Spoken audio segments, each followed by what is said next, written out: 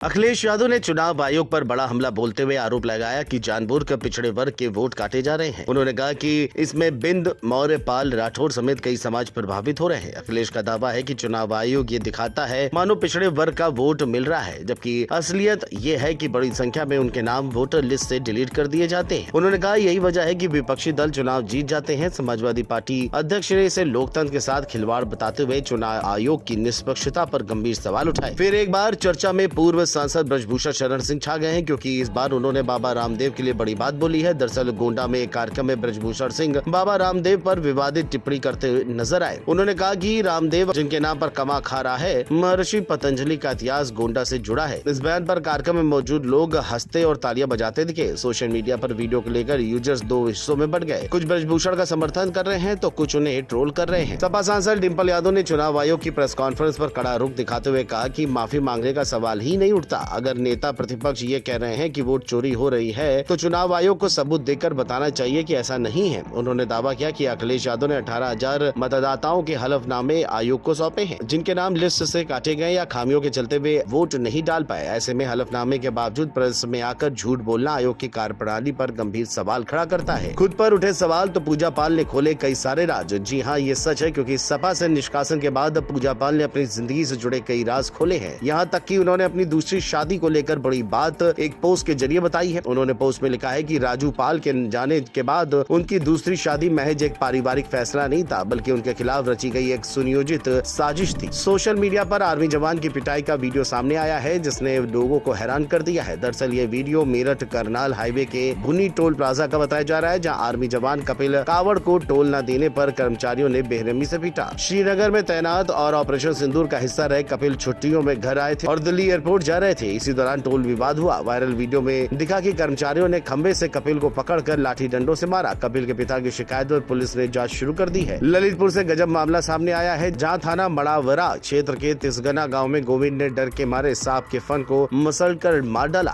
खेत के पास घर में बिस्तर उतारते समय जहरीला सांप उसके हाथ में लिपट गया। घबराए गोविंद ने फन को मुट्ठी में दबा लिया और जोर से मसल दिया। उसे लगा कि सांप ने काट लिया है, इसीलिए वो जोर जोर से चीखने और चिल्लाने लगा। परिवार और ग्रामीण पहुंचे तो देखा उसकी मुट्ठी में मृत सांप दबा हुआ है। काफी समझाने पर भी उसने सांप नहीं छोड़ा। बाद में किसी तरह छुड़वाकर गोविंद को अस्पताल ले जाया गया, जहां उसका इलाज चल रहा है। प्रतापगढ़ से हैरान करने वाली खबर सामने आई है, जहां पहली पत्नी जिंदा है और शौहर दूसरी शादी की तैयारी में जुटा हुआ है। ये मामला बागराय थाना क्षेत्र का है, जहां नादिर अली शेख पर पत्नी ने बड़ा आरोप लगाया है। उनका कहना है कि साल 2022 में हुई शादी के बाद ससुराल वालों ने दहेज में 2.5 लाख रुपए की मांग की। रकम न मिलने पर पति ने पत्नी और मासूम बेटे को घर से निकाल दिया। सिर्फ पैसे की भूख थी, मतलब उन लोग को पैसा चाहिए था, इसलिए मेरे साथ इतना मतलब दुर्व्यवहार करते थे वो लोग।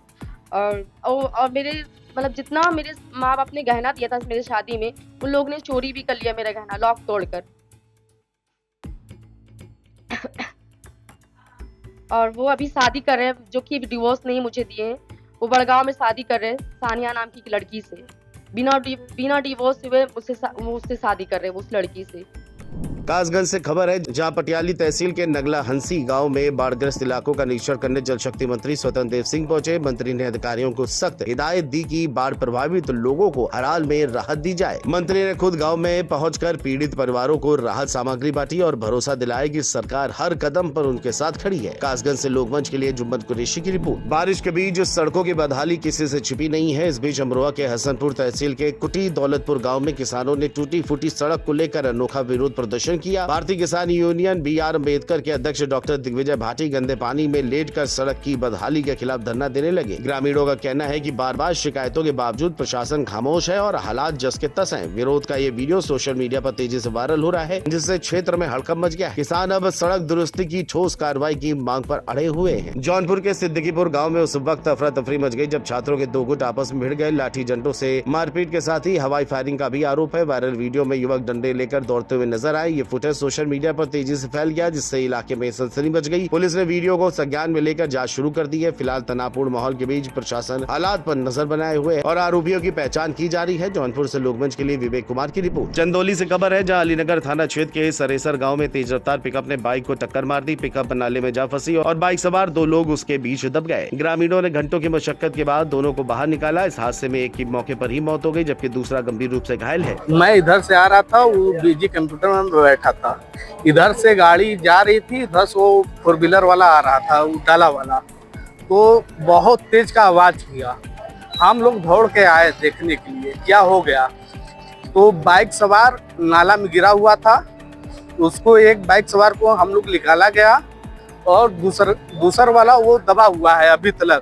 फिलहाल घायल युवक का इलाज जारी है और गांव में मातम पसरा हुआ है। चंदौली से लोकमंच के लिए सुजीत कुमार की रिपोर्ट। कौशाम्बी में बदमाशों ने युवक को ओपन चैलेंज दिया है। दरअसल मंझनपुर कोतवाली क्षेत्र के कुर्रो गांव के पास दिन दहाड़े सराफा व्यापारी से लाखों की ज्वेलरी लूटी ली। बाइक सवार बदमाशों ने व्यापारी को रोका और गोली मार दी। व्यापारी अपने गाँव से दुकान जा रहा था। वारदात से इलाके में दहशत फैल गई है। वहीं सूचना पर पहुंची पुलिस ने घायल को अस्पताल में भर्ती कराया और बदमाशों की तलाश शुरू कर दी है। लगातार बढ़ती वारदातों से कौशाम्बी पुलिस की कानून व्यवस्था पर सवाल उठ रहे हैं। मौके पर सीओ शिवांग सिंह ने हालात का जायजा लिया है। यूपी के कौशाम्बी जनपद में दिन दहाड़े बदमाश तमंचे के बल पर सर्राफा व्यापारी की ज्वेलरी लूटकर फरार हो जाते हैं। मंझनपुर थाना क्षेत्र अंतर्गत कुर्रों के पास ससुर खदेरी नदी के पास एक बाइक से 3 अज्ञात बदमाश मिलते हैं और वहीं सर्राफा व्यापारी को गोली मार देते हैं और उसके बाद उसकी ज्वेलरी लाखों रुपए की लूटकर फरार हो जाते हैं।